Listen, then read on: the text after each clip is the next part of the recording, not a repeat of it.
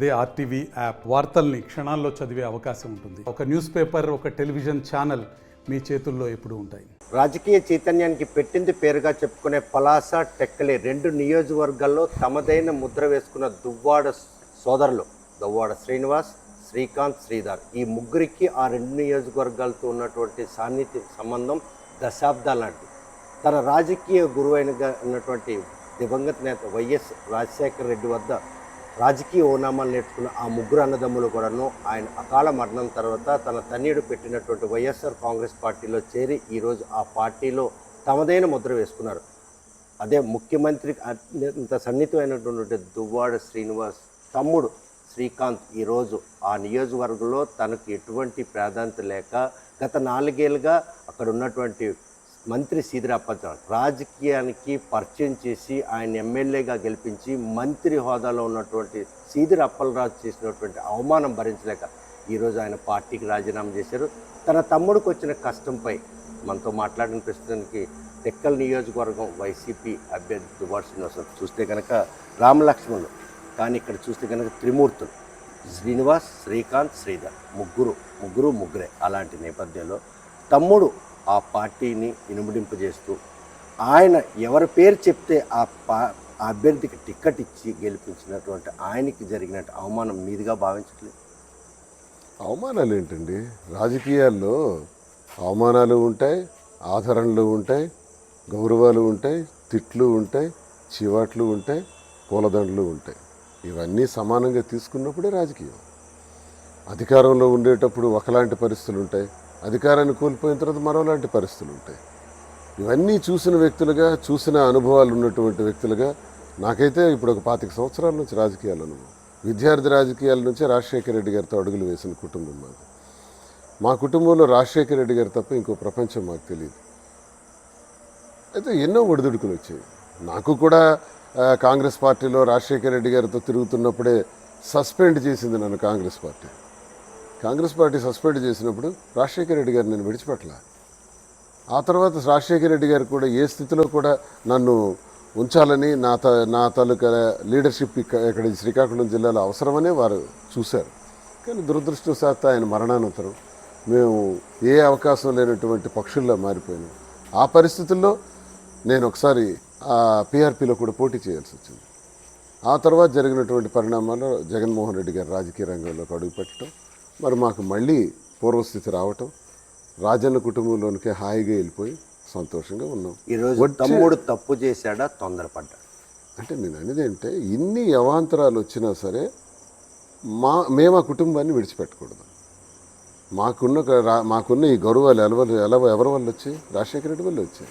నాకు ఈ స్థాయి ఎవరి వల్ల వచ్చింది? జగన్మోహన్ రెడ్డి వల్ల వచ్చింది. నాకు వచ్చిందంటే మీకు వచ్చినట్టుగా ఎందుకు భావించకూడదు?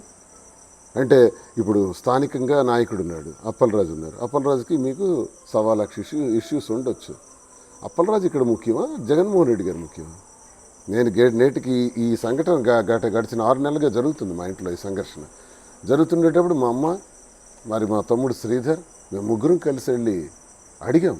మళ్ళీ వెళ్ళాం. రాత్రి 2-3 గంటల వరకు కూడా చర్చలు జరిపాం. ఇతను చెప్పిన విషయాలను కూడా అధిష్టానానికి చెప్పాను. అధిష్టానం కూడా నీకు కావాల్సిన గౌరవాన్ని మేము ఇస్తామని చెప్పడం జరిగింది. ఎందుకు ఇవ్వరండి? జగన్మోహన్ రెడ్డి అండి, మాకెందుకు అవకాశం? మాకు ఇచ్చింది సర్వస్వం. ఈరోజు మేము తింటున్న తిండి, మేము వేసుకున్నటువంటి బట్టలు, ఆయన పెట్టినటువంటి భిక్షే, ప్రతిదీ జగనన్నే మాకు. అలాంటి జగనన్న మాకెందుకు? మాకేంటి అవసరం? అన్నీ ఆయన మాకు చూసుకుంటారు. ఏదైనా ఇటువంటి నిర్ణయం తీసుకోవడం శ్రీకాంత్ చేసినటువంటి చారిత్రాత్మక ద్రోహం. వైఎస్ఆర్ కుటుంబంతోనే మనం చచ్చే వరకు ఉండాలి. మన ప్రాణాలు వాళ్ళ కోసమే ఉండాలి. అంతే తప్ప ఇలాంటి అప్పలరాజుతో ఉన్నటువంటి విభేదాలు, ఇంకొకరితో ఉన్న విభేదాలు మనకు సంబంధం లేదు. వైఎస్ఆర్ కుటుంబం మీ మాట అంటే వారికి వేదవాక్కు. ఇద్దరు అన్నదమ్ములు కూడా శ్రీకాంత్ మాట జవదాటినటువంటి ఇద్దరు అన్నదమ్ములు ఈరోజు కూడా అంటే అందరూ కలిసి ఒక నిర్ణయం తీసుకున్న పరిస్థితి ఉంది. తల్లి మాటను కూడా ముగ్గురు పాటిస్తారు. కానీ శ్రీకాంత్కి వచ్చిన కష్టాన్ని మాత్రం ఎవరూ పట్టించుకోకపోబట్టే ఈరోజు నేను పార్టీకి రాజీనామా చేస్తాను. అది రాంగ్. మా అమ్మ అడిగింది, జగన్మోహన్ రెడ్డి గారు తప్ప మనకు వేరే ప్రపంచం లేదు, నువ్వు చేస్తున్నది తప్పు అని మా అమ్మ చెప్పింది. మా మూడో తమ్ముడు శ్రీధర్ కూడా చెప్పాడు. ఎంత చెప్పినా మా ముగ్గురిని కాదని, మా ఇద్దరు తమ్ముళ్ళని నన్ను కాదని వెళ్ళి ఏం బాగుపడతాడు? ఎవడు చూస్తాడు? తెలుగుదేశం నాయకులా చూస్తారు. అసలు ఎర్రనాయుడు గురించి, అచ్చెన్నాయుడు గురించి, ఎర్రనాయుడు కొడుకు రామ్మోహన్ నాయుడు గురించి తెలిసే మాట్లాడుతున్నావా? వాళ్ళ మీకు చూసేది. రామ్మోహన్ నాయుడు దగ్గరికి నువ్వు ఇప్పుడు వెళ్ళి జాయిన్ అయితే అప్పలరాజుని ఏ రకంగా నువ్వు ఈరోజు మాట్లాడుతున్నావో అంతకన్నా దారుణమైనటువంటి మనుషులు వాళ్ళు నీకు అవకాశం ఇస్తారంటే నేను నమ్మను. వాళ్ళు ఎవ్వరు ఇచ్చిన దౌర్భాగ్యమైన అవకాశాలు మనకు అక్కర్లేదు. అలాంటిది అటు వెళ్ళడం అనేది నేను ఒప్పుకోను. ఇది ఖండిస్తున్నాను తీవ్రంగా. వాడు నా సొంత తమ్ముడైనా సరే ఎప్పుడైతే కింజరాపు సోదరులతో చేయగలిపాడో నాకు అచ్చెన్నాయుడు ఎంతటి శత్రువు, నా తమ్ముడు దువ్వాడ శ్రీకాంత్ కూడా ఇప్పుడు నాకు అంతే శత్రువు. ఇంతకీ శ్రీకాంత్ వాళ్ళ చిక్కాడా, లేకపోతే శ్రీకాంత్ని ఒడిసిపట్టుకోవడం వాళ్ళు సఫలమయ్యారు?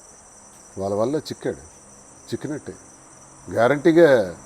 దాని ఆయన ఎప్పుడో తెలుసుకుంటాడు, నేను తప్పు చేశాను అని తెలుసుకుంటాడు. ఈ విషయంలో సీదిరి అప్పలరాజును ఏమైనా మీరు సంప్రదించారా? నా తమ్ముడు అక్కడ పలాస నియోజకవర్గంలో పేరు ప్రతిష్ఠ సంపాదించుకున్నాడు, మున్సిపల్ ఎలక్షన్లో తో పాటు మీ గెలుపుకు కూడా దోహదపడ్డాడు కదా, ఎందుకు ఆయనకు వచ్చిన సమస్య ఏమైనా సంప్రదించారు? నాకు అనవసరం అండి ఆ సబ్జెక్టులో నేను తలదూర్చాను. ఎందుకంటే ఆ నియోజకవర్గానికి సంబంధించినటువంటి విషయం నేను అధిష్టానంతోనే మాట్లాడిన తర్వాత తప్ప అప్పలరాజు గారితో నేను మాట్లాడాను. అంటే తమ్ముడికి వచ్చిన కష్టాన్ని అన్నగా పరిణామాలు తీసుకోరా? ఆ విషయాన్ని నేను అధిష్టానానికి తెలియజేశాను. అధిష్టానం దానికి సంబంధించి ఏం పర్వాలేదు, ఆ కుటుంబం ఎప్పుడు మనతో ఉన్నదే, ఆ కుటుంబానికి తప్పకుండా న్యాయం జరుగుతుందని అధిష్టానం కిందకి చెప్పడం జరిగింది. ఆ విషయాన్ని వాడికి చెప్పాను నేను. కొద్ది రోజులు ఓపిక పట్టి ఉంటే నీకు కావాల్సిన గౌరవం జగనన్నే ఇస్తారు. మేమెవరం అండి? ఈరోజు నేను ఇక్కడ ఎమ్మెల్యేగా పోటీ చేసినంత మాత్రాన మేమెవరం? అంతా జగనన్న భిక్ష. ఎవరికి అవకాశాలు రావాలన్నా ఆయనే ఇస్తారు. ఒకటండి, అప్పలరాజు పేరు నాకు ఇప్పుడు పార్టీలో చాలామంది నాయకులు ఉన్నారు. అందరి మీద నాకు మంచి అభిప్రాయాలు లేవు. వ్యతిరేక భావాలు ఉన్నాయి, అనుకూల భావాలు ఉన్న నాయకులు ఉన్నారు. అవన్నీ నాకెందుకు? అంటే ఇక్కడ భావాలను పక్కన పెడితే కేవలం కక్ష సాధింపు చర్యలు, తనకు 4 ఏళ్ళ కనీసం ప్రాధాన్యత ఇవ్వట్లేదు సరి కదా. మున్సిపల్ ఎలక్షన్లో కూడా ఏదైతే మున్సిపల్ చైర్మన్ పదవి కూడా ఇప్పిస్తానని చెప్పేసి మాట ఇచ్చారు, అది కూడా తప్పారు. కనీసం ఒక కౌన్సిలరు, ఒక సీనియర్ నాయకుడు అనేది లేదు. రాజకీయాల్లో పరిచయం చేయడంతో పాటు ఈరోజు ఎమ్మెల్యే గెలుపుకు నేను దోహదపడ్డాను, అయినా కూడా తనతో పాటు తన భార్యను కూడా ఈరోజు కనీసం ఏ సమావేశం పిలిచి అంతలా మదన పడుతున్నటువంటి తమ్ముడు కష్టాన్ని తీర్చడంలో శ్రీనివాస్ ఫెయిల్ అయ్యారా? లేదు, వన్ సైడ్ ఎప్పుడు ఉండదు సార్, బోత్ సైడ్ ఉంటుంది. అతను ఎంతసేపు ఎమ్మెల్యే పిలవలేదు అనుకోవడం కన్నా పిలిపించుకునే స్థితిలో నువ్వెందుకు లేవన్నది కూడా ఆలోచించాలి. 2 చేతులు కలిపితేనే శబ్దం వస్తుంది, ఊరికే చెయ్యి ఊపితే శబ్దం రాదు. బోత్ సైడ్ మిస్టేక్ ఉంటుంది. ఈ విషయంలో ఆయన సీదిరి అప్పలరాజు కనుక తను సంప్రదించి ఉంటే 10 రోజులైనా నెల రోజులైనా ఏదో మళ్ళీ ఆయనతో పాటు పార్టీలో కొనసాగించాలని చివరి క్షణం వరకు ఆయన వేచి చూస్తున్నానని కూడా చెప్పడం జరిగింది. అదే ఆ నియోజకవర్గమైన ప్రాంతానికి సంబంధించినటువంటి నేను ఆ విషయంలో నేను మాట్లాడదలుచుకోలేదు. మాకున్న సంబంధాలు జగన్మోహన్ రెడ్డి గారితోనే, మాకు మిగతా సంబంధాలు లేవు. నేను మీకు అదే చెప్తున్నాను. నాయకులతో వ్యతిరేక భావాలు ఉన్నంత మాత్రాన మనం ఇటువంటి నిర్ణయం తీసుకోకూడదు. మన బ్రతుకు, మన దైవం, మన జగనన్న, ఆయన కోసం నువ్వు ఆలోచించాలి. శ్రీకాంత్, శ్రీధర్ అని పిలుస్తాడు ఆయన. ఇంకేం కావాలబ్బా నీకు? ఇంక ఈ జన్మకి ఏం కావాలా? ఆయన గుండెల్లో మనం ఉన్నాం కదా. స్థానిక నాయకత్వాలు పెట్టి ఇలాంటి తప్పుడు పని చేస్తామా? తీవ్రంగా నేను ఖండిస్తున్నాను. ఇది తప్పుడు చర్య. నా జన్ముండగా ఆ ముఖం కూడా చూడను. ఇంకా అతడితో నాకు సంబంధం లేదు. చూస్తే టెక్కల్ నియోజకవర్గంలో ఈరోజు చిరకాల ప్రత్యర్థితో రేపు 2024 సార్వత్రిక ఎన్నికలు ఫేస్ చేస్తున్న దువ్వాడ శ్రీనివాస్కి తమ్ముడు పలాసలో తీసుకున్న ఈ నిర్ణయానికి ఎటువంటి ఇంపాక్ట్ పడబోతుంది? నాకేంటి సంబంధం? ఈ టెక్కలకి అతడికి సంబంధం ఏంటి? నేను ఇప్పుడు 25 సంవత్సరాలు ఇది టెక్కల్లో పనిచేస్తున్నాను. అతడు ఏదో పలాసకు చెందినటువంటి వ్యక్తి. ఈ నియోజకవర్గానికి, ఈ రాజకీయానికి సంబంధం ఏంటి? Zero impact. ఇక్కడ ఏమీ ఉండదు, ఏ సంబంధం లేదు. నేను ఇప్పుడు చెప్తున్నాను కదా, సంబంధాలన్నీ తెంచుకున్నాను. ఎన్నాళ్ళు ఓ పండగకో సందర్భానికో ఏదో వెళ్ళేవాడిని, ఇప్పుడు మరి వెళ్ళను. మళ్ళీ జీవితం అంటూ ఉండగా ఈ జీవితంలో నేను కలవను.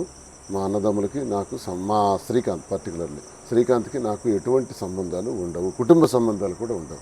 రాజకీయం కదా. టీడీపీతో మీరు ఒక శత్రుత్వం పెట్టుకుని ఈ నేపథ్యంలో ఆ పార్టీ మీ అన్నదమ్ముల మధ్య చిచ్చు పెట్టడానికి కారణం అయ్యింది అన్నంలో ఎటువంటి అతిశక్తి లేదు. అది ఉంటుందండి. ఎర్రన్నాయుడు ఎలాంటి వ్యక్తి? మామూలుని విడగొట్టాడు ఆమదాల వరుసలో, తండ్రి కొడుకుల్ని విడగొట్టాడు పాతపట్నంలో, భార్యాభర్తల్ని విడగొట్టాడు. అంటే స్పర్ధ తీసుకొచ్చాడు. శ్రీకాకుళంలో అన్నదమ్ముల్ని విడగొట్టడం కింజరాపు సోదరులకి ఎంత చెప్పండి, చంద్రబాబు నాయుడికి ఎంత చెప్పండి, రామారావు గారిని రామారావు పిల్లల్ని విడగొట్టాడు చంద్రబాబు నాయుడు.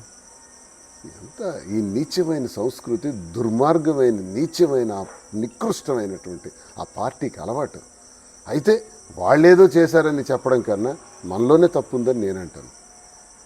తమ్ముడిగా శ్రీకాంత్ తీసుకున్నటువంటి నిర్ణయం చారిత్రాత్మక తప్పిదం.